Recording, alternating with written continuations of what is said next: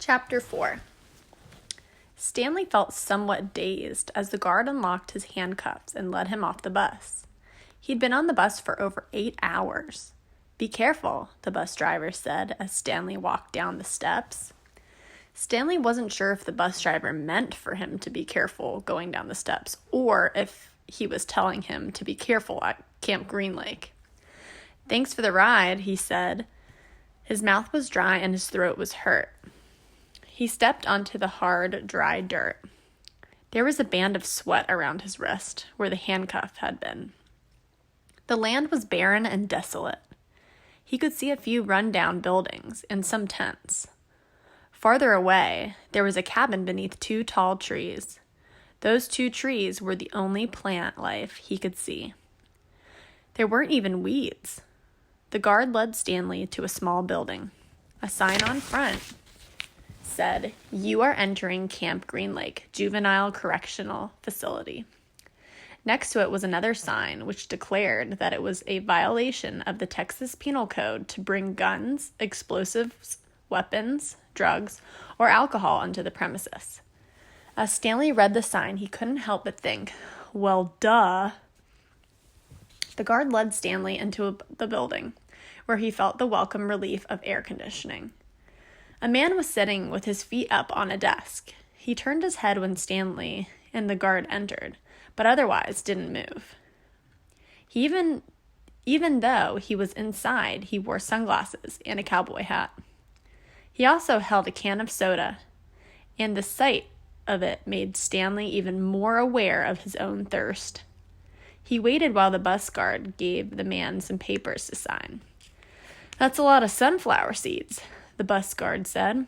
Stanley noticed a burlap sack filled with sunflower seeds on the floor next to the desk. "I quit smoking last month," said the man in the cowboy hat.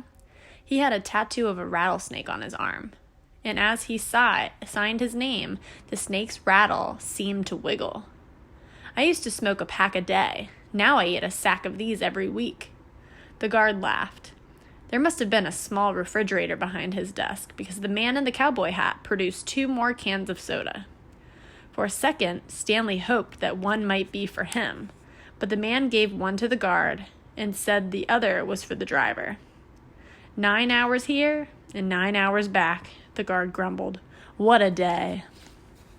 Stanley thought about the long, miserable bus ride and felt a little sorry for the guard and the bus driver. The man in the cowboy hat spit sunflower seed shells into a waste paper basket. Then he walked around the desk to Stanley. "My name is Mr. Sir," he said.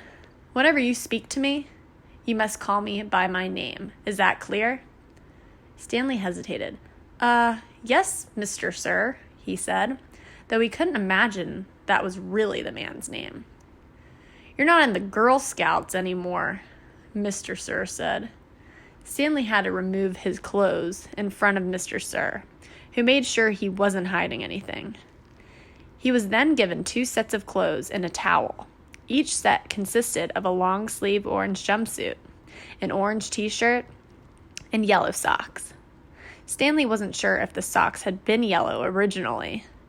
He was also given white sneakers, an orange cap, and a canteen made of heavy plastic, which unfortunately was empty. The cap had a piece of cloth sewn on the back of it for neck protection. Stanley got dressed. The clothes smelled like soap. Mr. Sir told him he should wear 1 set to work in and 1 set for relaxation. Laundry was done every 3 days. On that day, his work clothes would be washed. Then the other set would become his work clothes, and he would get clean clothes to wear while resting. You are to dig 1 hole each day, including Saturdays and Sundays. Each hole must be 5 feet deep and 5 feet across in every direction. Your shovel is your measuring stick. Breakfast is served at 4:30. Stanley must have looked surprised because Mr. Sir went on to explain that they started early to avoid the hottest part of the day. "No one is going to babysit you," he added. "The longer it takes you to dig, the longer you will be out in the sun. If you dig up anything interesting, you are to report it to me or any other counselor. When you finish, the rest of your day is yours. Stanley nodded to show he understood. This isn't a Girl Scout camp, said Mr. Sir. He checked Stanley's backpack and allowed him to keep it. Then he led Stanley outside into the blazing heat. Take a good look around you, Mr. Sir said. What do you see? Stanley looked out across the vast wasteland. The air seemed thick with heat and dirt. Not much, he said, then hastily added, Mr. Sir. Mr. Sir laughed. You see any guard towers? No. How about an electric fence? No, Mr. Sir. There's no fence at all, is there? No, Mr. Sir. You want to run away? Mr. Sir asked him. Stanley looked back at him, unsure what he meant. If you want to run away, go ahead. Start running. I'm not going to stop you. Stanley didn't know what kind of game Mr. Sir was playing. I see you're looking at my gun. Don't worry, I'm not going to shoot you. He tapped his holster. This is for yellow-spotted lizards. I wouldn't waste a bullet on you. I'm not going to run away, Stanley said. Good thinking, said Mr. Sir. Nobody runs away from here. We don't need a fence. Know why? Because we've got the only water for 100 miles. You want to run away? You'll be buzzard food in 3 days.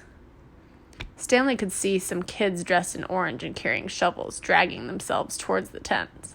You thirsty? Asked Mr. Sir. Yes, Mr. Sir, Stanley said gratefully.